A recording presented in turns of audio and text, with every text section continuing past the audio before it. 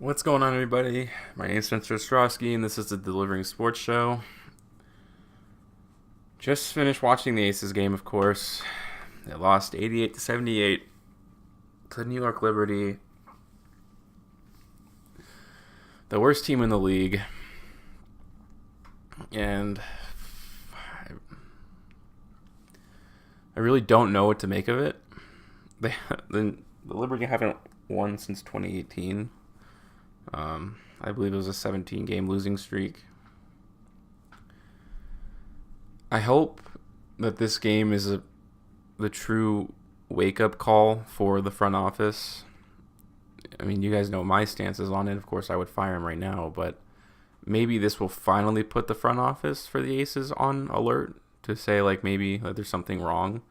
Maybe a team who isn't aspiring for a championship this season losing to the team as bad as this, like maybe that's the spark plug to kind of, I don't know, put a fire under Bill Lambier's ass or what. So I'm just kind of like done, frustrated, exhausted watching this team underachieve because of the schemes it has in place. And I finally kind of found out like what was wrong with a lot of things. Defensively, this team will double team post players automatically, and it just doesn't make sense. Why should you double team if Liz Cambage is guarding the starting center? She's like the best defender in the league in the post, so why double team? Because this New York Liberty offense they're obviously bad. They haven't won a game since last year, but because they don't have enough talented players. But at the end of the day, the offensive scheme that's in place is very well orchestrated. People are moving off the ball. They're slashing towards the basket, and you saw that a lot. Off the double team, players would slash in, displace the entire defense. They'd be open at the elbow or get open layups. And they just tried harder than this team. This team is not behind Bill Laimbeer. And of course, they miss shots. Like, the Aces miss shots. I can't be on Bill forever, but they look so uncomfortable in this offense, and I think this game has to be the spark plug for change, because the Aces got their asses handed to them against this team when it shouldn't have been a contest.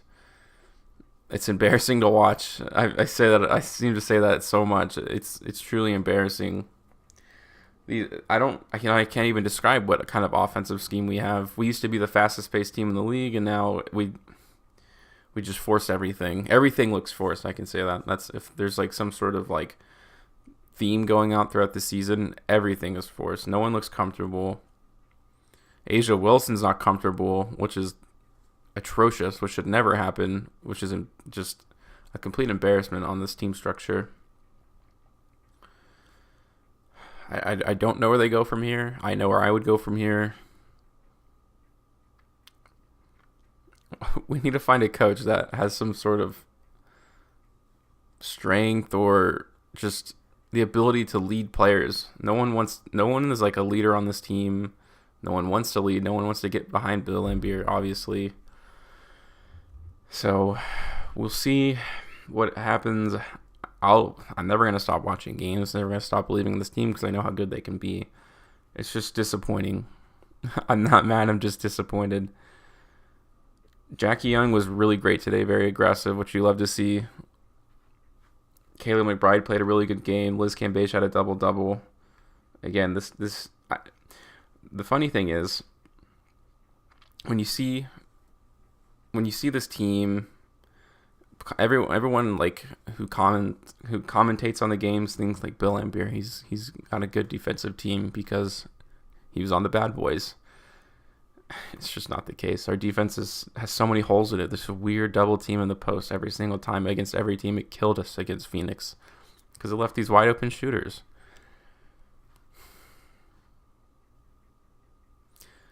Some other things about the game. The commentators, I will say, were really good. They actually had a personality, so a big step up from the last game. And I know it's not the TV's choice. It's like the home commentators, so New York's commentators were great.